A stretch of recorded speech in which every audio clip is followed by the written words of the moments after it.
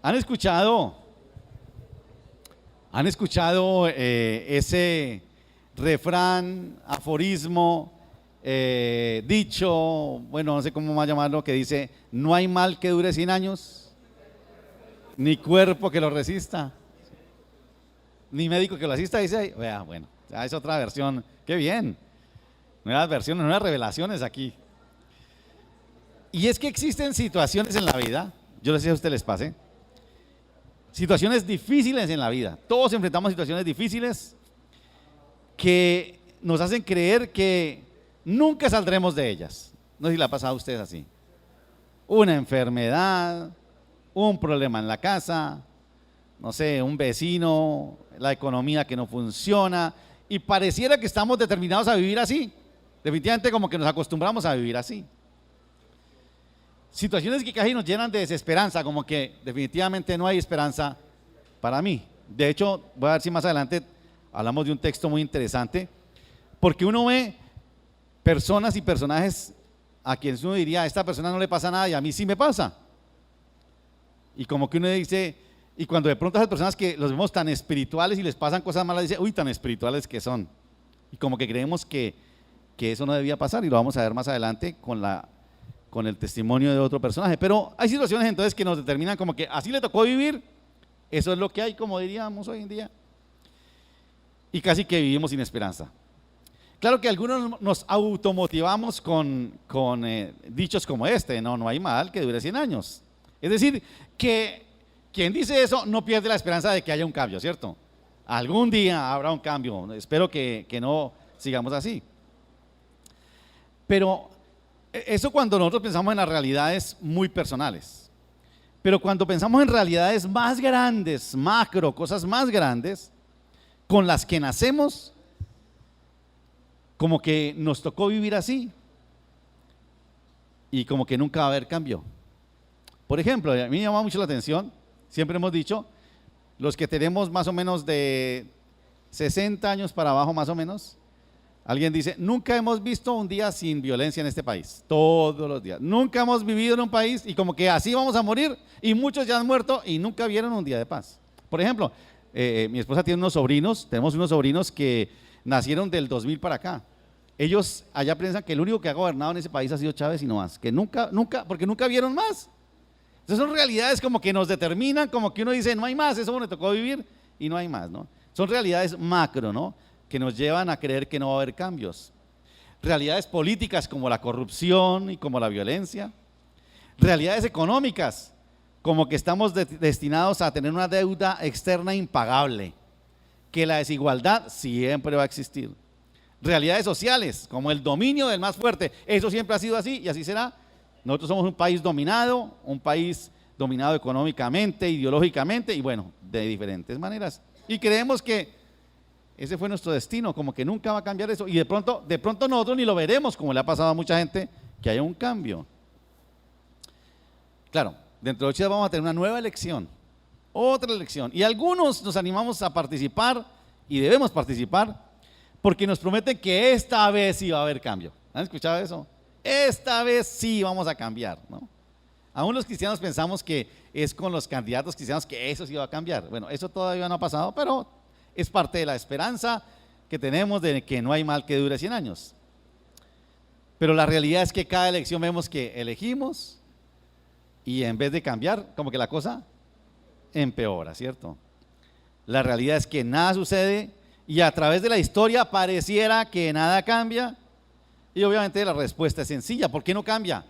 Por una sencilla razón, porque los corazones no son transformados. Y mientras no haya una transformación del corazón, las cosas seguirán y seguiremos eligiendo a otros y seguiremos haciendo esto. Y casi que sin esperanza nos preguntamos si estamos destinados a vivir así. Señor, ¿estamos destinados a vivir así? Hoy quiero que veamos la respuesta de Dios frente a una realidad como la nuestra. Lo hemos venido hablando en Habacuc y aquí vamos a ver algo parecido. Volvamos al libro de Habacuc en el capítulo 2. Y yo los animo a que pronto traigan su Biblia algún día. La vuelvan a traer. Hace unos 15 días tuve la oportunidad de ir a predicar a una iglesia que me invitaron en la tarde. Tenía un seminario de conferencias y de familia y me invitaron es por el lado de las canchas panamericanas, y vienen gente sobre todo de Siloé, y ¿saben qué me impactó? Les digo, honestamente, vi que todos llevaban su Biblia, todos con su bibliecita ahí. Eso me impactó muchísimo, la verdad me compungió eso, todos con su Biblia. Claro, la siguiente semana estuve en un encuentro de pastores, éramos como 25 y nos reunimos para orar, para buscar al Señor, para estudiar la palabra, y yo no sé si debía sentir vergüenza o debía sentir orgullo, porque el único que llevó la Biblia física fui yo. Los demás llevaban el celular y la leían ahí. Yo decía, ¿será que soy como muy retrasado? Y no era que fuera el más viejo, pero era el único que tenía la Biblia física. Pues a los otros les haría, porque fue fuera del país, les haría bulto en la maleta. A mí pues yo creo que lo primero que he hecho cuando me voy es mi biblecita vieja. Pero me pasó eso, muy curioso, ¿no? Voy a leer en el capítulo 2 de Habacuc, el versículo 6 al 20, pero voy a leer primero en la versión Nueva Traducción Viviente, porque nos va a ayudar a entender un poquito de lo que dice el profeta Habacuc. Capítulo 2, versículo 6 dice así: recuerden ustedes que el Señor le ha dado la visión a Habacuc y le dice: los justos por la fe vivirán y los malos serán destruidos, desaparecerán. Y viene aquí el versículo 6 y dice así: pero pronto los cautivos se burlarán de ellos. ¿De quiénes? De los malvados, ¿no? Se mofarán de ellos diciendo: ¿qué aflicción les espera, ladrones? Ahora tendrán su merecido. Se hicieron ricos por medio de la extorsión, pero ¿cuánto puede durar esto? De repente tus deudores tomarán medidas y se volverán en tu contra y te quitarán todo lo que tienes, mientras que tú te quedarás temblando e impotente. Debido a que saqueaste a muchas naciones, ahora todos los sobrevivientes te saquearán a ti. Cometiste asesinatos por toda la tierra y llenaste los pueblos de violencia. Recuerden que está hablando de quiénes, de los babilonios que oprimieron a Israel. De ellos está hablando, ¿no? Está hablando de lo que le va a pasar a ellos, ¿no? Versículo 9: ¿qué aflicción te espera? Y en la versión Reina Valera dice: ay de ti, ¿qué aflicción te espera? A ti que construyes mansiones con dinero deshonesto. ¿Crees que tu riqueza comprará seguridad? Y así pondrás el nido familiar fuera de peligro. Pero por los asesinatos que cometiste, deshonraste tu propio nombre y te costó la vida. Hasta las piedras de los muros gritan contra ti, y las vigas de los techos le hacen eco a la queja. ¿Qué aflicción te espera a ti que construyes ciudades con el dinero adquirido mediante el crimen y la corrupción?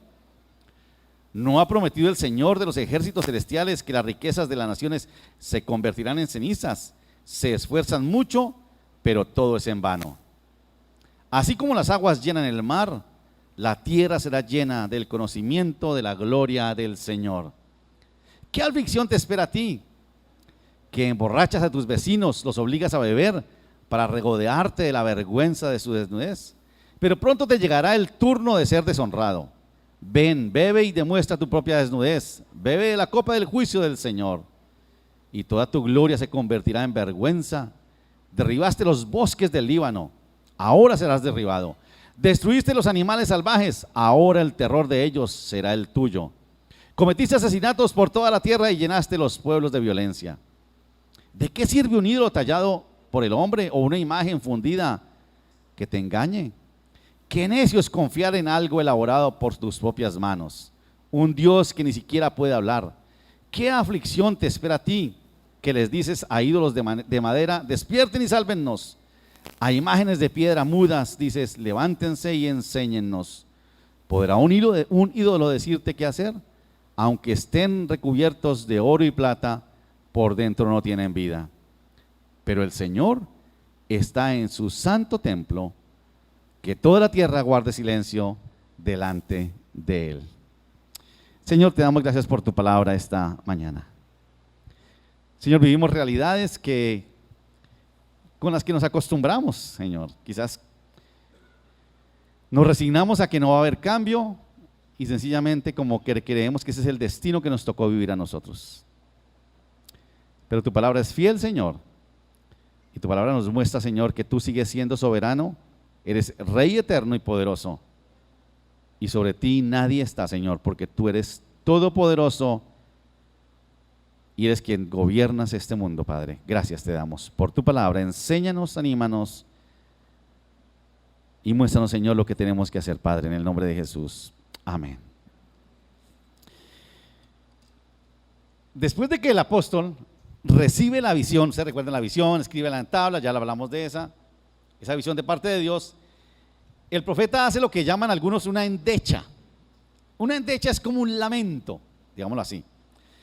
Un cántico triste de lamento, pero que lleva sarcasmo e ironía. Eso es lo que pasa ahí, ¿no? Dice, entonces, como que canta a Babilonia y dice, ustedes que se creían que nunca les iba a pasar nada, va a llegar su momento. Y como quien dice, Dios les va a dar su merecido, le dice el profeta a los babilonios. Eso es lo que describe, ¿no?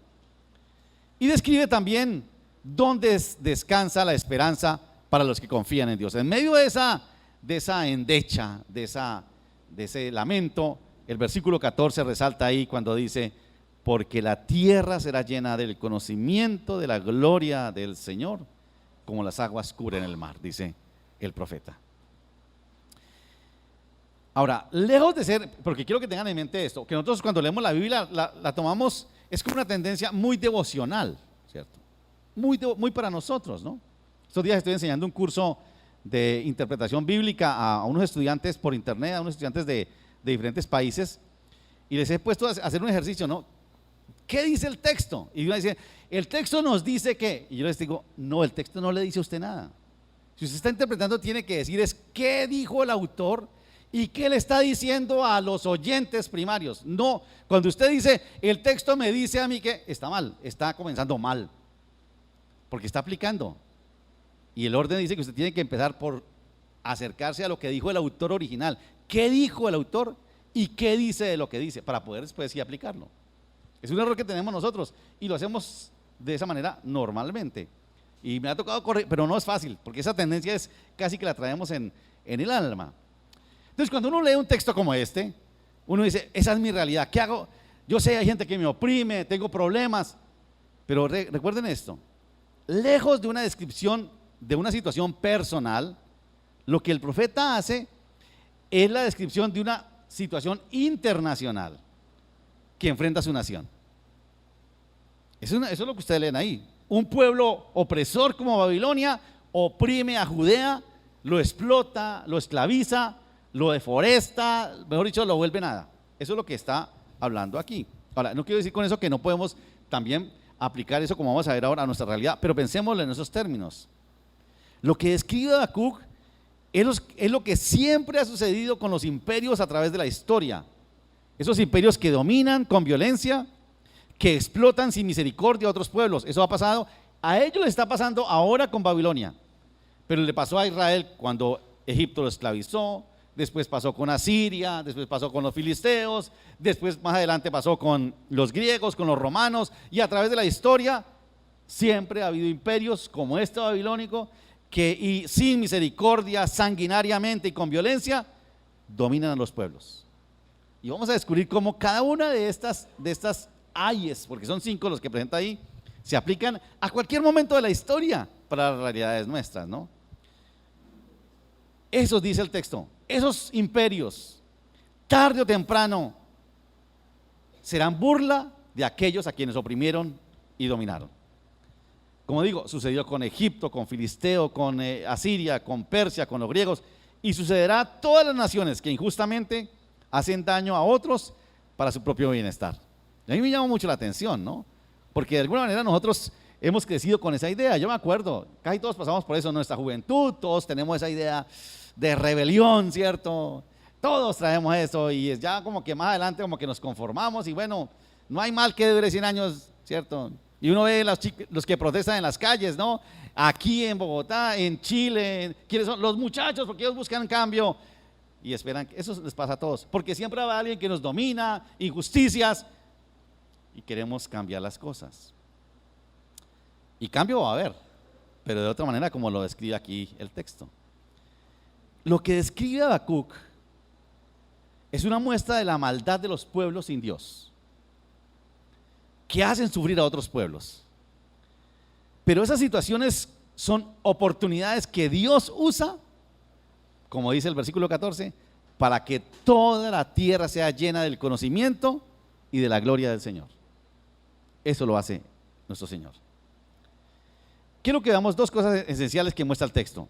Por un lado, una maldad que parece que es eterna. Como les digo, eso ha pasado con Egipto, con Asiria, con Babilonia, con los griegos, con los romanos, con el nazismo, con los soviéticos, con los gringos.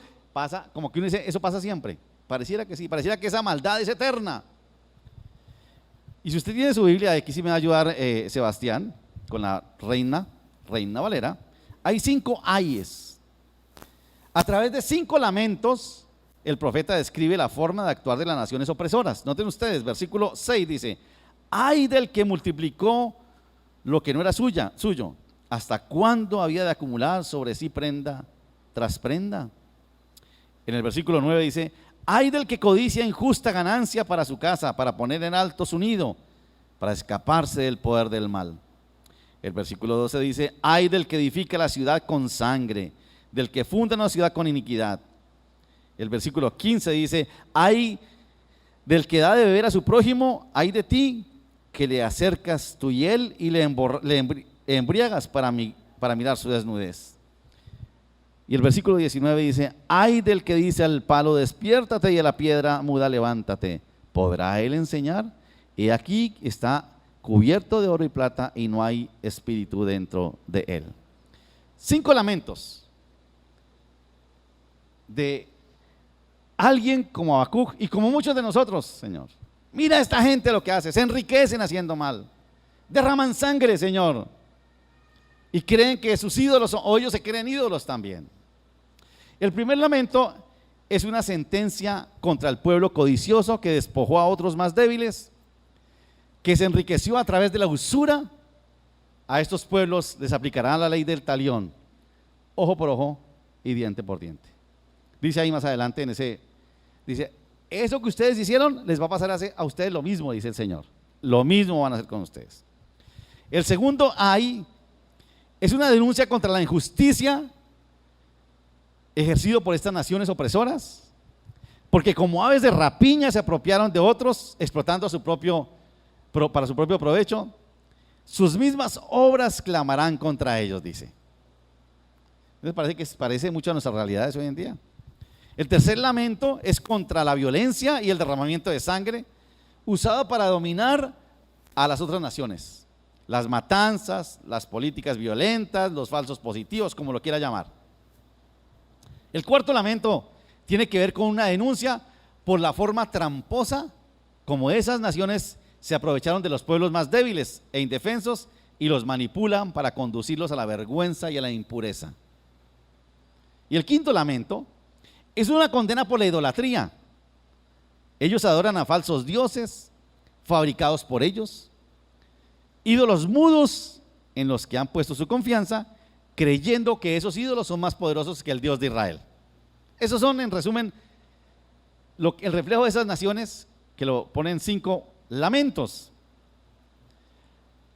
Eso que describe Habacuc aquí, y los animo a que lo lean. Si tienen la nueva traducción viviente, háganlo porque es un poquito más clara. Pero lo que describe aquí el profeta es el reflejo de la forma de actuar de las naciones que injustamente y violentamente han oprimido a otras a través de la historia. Noten ustedes, es calcadito. Son naciones que injustamente, a otras lo harán un poquitico más soterrado, más amañado, pero lo siguen haciendo igual como vamos a ver ahora, ¿no? Es un cuadro, si ustedes lo leen bien, es un cuadro que pareciera mostrar la maldad, que la maldad es eterna y que no hay esperanza. Porque uno lee y la gente dice: uy, pero es que el Antiguo Testamento, qué pueblos tan malos. Igualitos somos hoy, igual. Oprimimos, por allá en la Biblia, la nueva traducción viviente dice: deforestan y matan animales para el provecho. ¿No es de eso que nos estamos quejando hoy en día? En este tiempo, en el nuestro, vemos los efectos de realidades parecidas a la de Habacuc. Es que increíble, parece que fuéramos nosotros, nuestra nación, la que vive esto, ¿no? Veamos varias cositas acá. Actos malvados de quienes se creen dueños y señores del mundo. ¿No les ha pasado así? Aquellos que nos venden la idea de que somos deudores de una impagable deuda externa. Eso es. Que ponen impuestos, intereses altos, y cuando un niño nace, ya nace debiendo un poco de plata. dinastías o imperios económicos que absorben la riqueza de los pueblos más pobres. ¿Les suena algo parecido a eso? Naciones poderosas que fundamentan su poder en el derramamiento de sangre de inocentes, que se enriquecen vendiéndole armas a los países pobres para que se destruyan ellos mismos. Ahí está hablando de derramamiento de sangre, ¿no? Imperios que venden ideologías que van en contra de los principios divinos y que conducen a los pueblos a la inmoralidad y a la impureza. Ideologías que copiamos y ahora que el mundo es una aldea global, y uno dice, pero ¿por qué son igualiticos todos ahorita? Porque nos lo impusieron por los medios y lo copiamos todo, ¿no? Intereses que para enriquecerse en su rapiña deforestan y matan animales, empobreciendo así a quienes dominan. Son imperios que dominan, que contaminan, y después si vienen, venga, les ayudamos, ¿no? Poderosos que se creen dioses y que imponen estereotipos que son seguidos por los más débiles con la esperanza de parecerse a sus dominadores. ¿No les ha parecido eso? Nos imponen estereotipos y nosotros, como queremos ser como ellos, entonces lo copiamos sin ningún filtro ni nada. Lo que aquí describe Habacuc es algo que se repite, que se ha repetido y que se seguirá repitiendo, de lo cual uno dice, la maldad es eterna. Eso no va a cambiar, nunca va a cambiar. Y me alegro que esta mañana estén los chicos acá, los jóvenes, porque yo sé que ustedes quizás algunos ya nos resignamos, ya dice, pues ya aquí uno pues como que no hay mal que dure 100 años y ya como que lo resistimos y moriremos, y ustedes seguramente tienen el deseo y piensa que va a cambiar, y ojalá que cambie. Pero vamos entonces a lo que el Señor plantea en cuanto a esto. Esa es la primera parte, ¿no? La maldad eterna. Pero frente a esa maldad eterna, dice el versículo 14, porque la tierra será llena del conocimiento de la gloria de Jehová, como las aguas cubren la mar. Ese es como un contraste, como la otra parte de la moneda. Si hay una maldad que es eterna, que nos parece que domina y que eso no va a cambiar, hay un Dios que es eterno y que es victorioso. Es lo que plantea el profeta en ese versículo 14. Dentro de esta serie de lamentos surge la esperanza para todos los pueblos, para todos esos pueblos oprimidos a través del tiempo. Hay esperanza para ellos. El profeta, y aquí es algo que quiero que tengamos muy en claro, y si ustedes lo quieren comprobar, léanlo otra vez.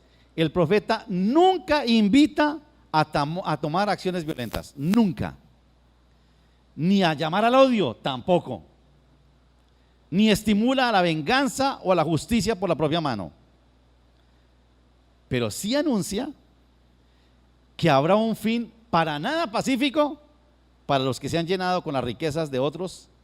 Ellos serán juzgados por sus acciones. Habacuc anuncia que Dios, y ojo con esto, que Dios, que es Dios, y no hay otro, el que les dará su recompensa. Eso es en esencia lo que dice este pasaje. Dios se encargará de darle su merecido a esos imperios opresores, pero eso le corresponde solamente a Dios, solo a Él. A las naciones malvadas y sangrientas que se han aprovechado de la debilidad de los otros países más pobres. Y es Dios quien lo hará, por una sencilla razón, porque lo plantea ahí, porque Dios va a aprovechar esa oportunidad para que sea conocido y la tierra sea llena de la gloria del Señor. Eso es lo que va a hacer el Señor, porque la gente verá su poder. Eso le corresponde a Dios. Porque algunos pensamos que no, eso rebelémonos y protestemos. Y otra vez, uno ve las protestas y todo esto, y eso lo vemos hace tiempos. Yo no sé cuántos de los que están aquí ya mayorcitos, no sé si Neven tiró piedra ya en la Universidad del Valle, seguramente, no sé. Algunos, seguramente, ya no. La Javeriana tiraban Sparkis, decían, ¿no? Sí, seguramente. ¿Ah? Eso. ¿Y cómo? No cambian las cosas. Yo recuerdo, nosotros vivíamos ahí cerca de la Universidad Nacional en Bogotá, y cuando se revoltaban los estudiantes era un espectáculo, y cuando empezaban a caer los gases lacrimógenos, nosotros echando, pero ahí mirábamos, y bueno, lo mismo que se ve hoy, lo mismo, y dice, ¿qué pasó? No cambió nada. ¿Será que esa no es la forma? Bueno, nos preguntamos si esa no es la forma.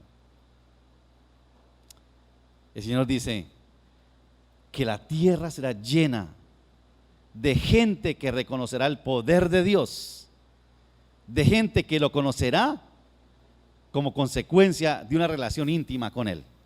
Sí hay solución, sí va a haber cambio, pero será a través de la forma como Dios lo hará, no nosotros.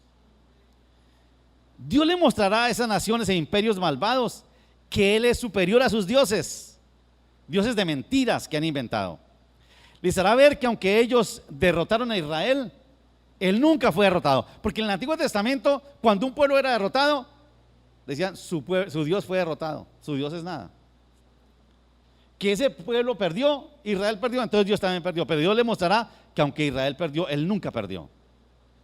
Que aún en medio, porque este pueblo, después de lo que pasó aquí con Habacuc, que fue llevado al exilio en Babilonia, aún en medio del exilio, del sufrimiento de su pueblo, Él sigue siendo el Señor de su pueblo, y que por encima de Él no hay nadie.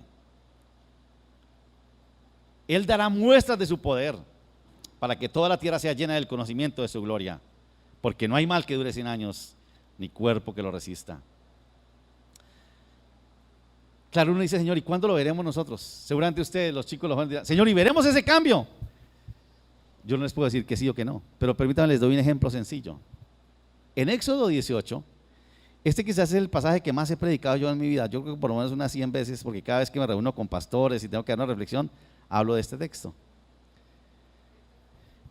Éxodo 18. Después de que Moisés, guiando al pueblo, es victorioso porque Dios le da la victoria, derrotaron al faraón y a Egipto, se encuentra con su suegro Jetro. Y dice el versículo 8, cuando se encuentran, ya Moisés es un hombre famoso, poderoso, los pueblos le tienen miedo porque derrotó a faraón, imagínense. Y vea lo que dice el versículo 8, y Moisés contó a su suegro todas las cosas que Jehová había hecho a faraón y a los egipcios por amor de Israel. ¿Recuerdan ustedes? Egipto por 400 y pico de años, 440 años, oprimió a Israel. Varias generaciones murieron sin ver la libertad. Murieron allí oprimidos, desangrados, esclavizados. Pero el Señor vino y los liberó. Y se encuentra entonces Moisés con Jetro y le cuenta las cosas que Dios había hecho a faraón y a los egipcios por amor de Israel, y todo el trabajo que habían pasado en el camino y cómo los había librado Jehová. Y miren esta expresión que tiene que ver con el versículo 14 que leímos de Habacuc. Y se alegró Jetro de todo el bien que Jehová había hecho a Israel al haberlo librado de la mano de los egipcios. Y dijo Jetro, recuerden que Jetro es un sacerdote de un pueblo pagano: bendito sea Jehová que os libró de la mano de los egipcios y de la mano de faraón, y que libró al pueblo de la mano de los egipcios. Ahora conozco que Jehová es más grande que todos los dioses, porque en lo que se ensoberbecieron prevaleció contra ellos. Y tomó Jetro, sacerdote pagano, suegro de Moisés, holocaustos y sacrificios para Dios, y vino a Aarón y todos los ancianos de Israel para comer con el suegro de Moisés delante de Dios. ¿Qué hace que un sacerdote de un pueblo pagano diga, ahora conozco? Porque él vio la promesa de que Dios le daría su merecido a pueblos injustos, sangrientos y malvados que oprimen a otros pueblos. Ahora, aquí el asunto, como les digo, y hay un problema, y es que muchos de Israel murieron en Egipto sin ver la promesa, pero que la promesa se cumplió. La promesa se cumplió. Quizás muchos de los que van adelante de nosotros mayores, seguramente morirán y no van a ver la promesa cumplida, pero cuando usted muera, usted crea que el Señor va a cumplir la promesa. Porque nosotros somos muy, como digamos, muy puntuales, ¿no? Vemos la vida muy pequeña, y la que el Señor presenta es un macro completamente, ¿cierto? Quizás nosotros no veamos la libertad que de un pueblo oprimido que somos, no la veamos, pero con toda seguridad lo que Dios prometió se cumplirá. Como les digo, en Israel muchos murieron y no vieron la promesa, pero creyeron que así sería, y algún día sucederá así. Esa promesa puede ser entendida de tres maneras. Esa promesa de que la tierra sea llena del conocimiento y de la gloria del Señor, como las aguas cubren el mar, se puede entender de tres maneras sencillas. Una aplicada al castigo y humillación que recibió Babilonia, o sea, puede ser al momento presente. Y aún, como decía, puede ser que usted lo aplique a su realidad, pero no se quede solamente con su realidad. Porque a veces decimos, sí, es que Señor me va a hacer justicia a mí porque en el trabajo me oprimen y bueno, pero piense un poquitico más allá, porque el Señor quiere que vayamos más allá. Pero se puede aplicar ahí, ¿no? Y también se puede aplicar a nuestra realidad de país oprimido. Pero también se puede ser aplicada a la extensión universal de las buenas nuevas del Evangelio en toda la tierra. ¿Cómo se llenará la tierra del conocimiento y de la gloria del Señor? A través de la predicación de las buenas nuevas. No hay otra manera. Así será. Y en tercer lugar, puede ser aplicada al día glorioso del Mesías, cuando castigará a los malvados y traerá libertad a los oprimidos. Como decía ahora, en Israel murieron muchas generaciones que no vieron la promesa, pero nosotros podemos creer que sí. Permítanme, quiero compartirles algo. Precisamente, este es un librito que estoy leyendo hace varios meses y no lo he terminado. Y leyéndolo me encontré, a propósito de lo de Habacuc, me encontré con esto. El libro se llama Verdad y Transformación. El autor se llama Vishal Mangalwadi. Es un cristiano de la India que es fascinante y me gustó mucho porque tiene una visión de la vida cristiana de una manera diferente, porque nosotros todos lo recibimos de los gringos, todo lo que llega a la literatura, no, no. Este es un hombre que ve la vida, es un hombre con mentalidad oriental que entiende el evangelio de una manera un poquito diferente a como nos la vendían a nosotros. ¿Y es lo que dice? Dice, el problema intelectual que el mundo académico ha tenido que afrontar en el último siglo no es único, dice. O sea, está hablando de lo que vivimos nosotros, siempre ha sucedido, como digo ahora, ¿no? Fue también un grave problema para los profetas judíos del Antiguo Testamento. Ellos vieron visiones y profetizaron que Dios reivindicaría su ley moral y castigaría a los malvados. Eso es lo que nos dice Habacuc, ¿cierto? Eso dice él ahí. Pero nada sucedió.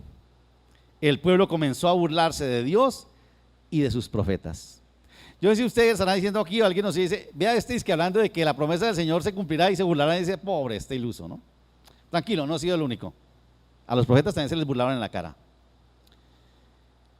Comenzó a burlarse de Dios y de sus profetas. Han negado al Señor y hasta dicen, Dios no existe.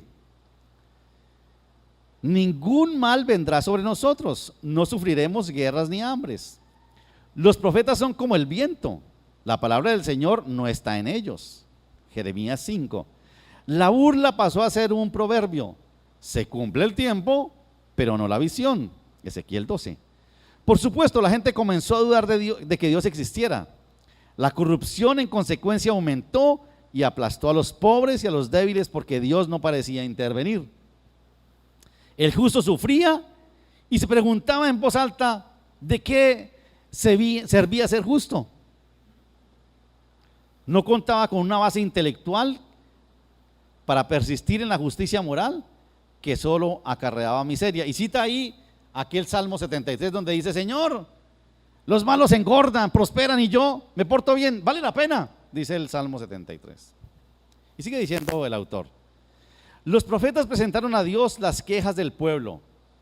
¿Por qué me haces presenciar calamidades? ¿Por qué debo contemplar sufrimiento? Veo ante mis ojos destrucción y violencia, surgen riñas y abundan las contiendas.